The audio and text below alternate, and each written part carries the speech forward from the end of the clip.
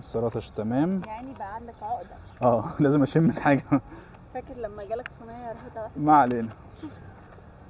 التوميه تمام.